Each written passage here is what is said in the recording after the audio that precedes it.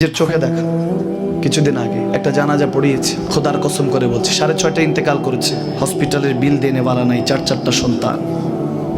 অ্যাম্বুলেন্সে ঘরে ঘরে আসবে, 1000-1200 টাকার বিল দেনে वाला নাই। কি বুঝলেন? ক্ষণস্থায়ী দুনিয়া।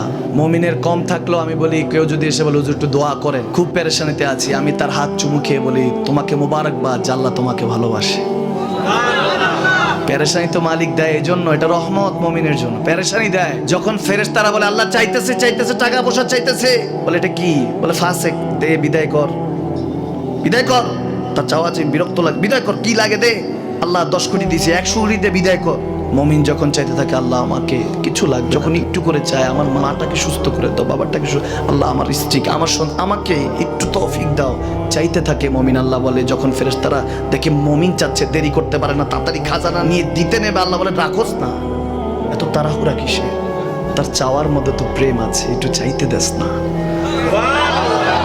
থাকুক না মুমিন আর একটু পেরেশান, থাকুক না, থাকতে দেস না, একটু থাক, একটু থাক। পেরেশানিতে রেখে আল্লাহ মজা নেয়, মহব্বত নেয়, মুমিনের অন্তর থেকে খুশবু নেয়।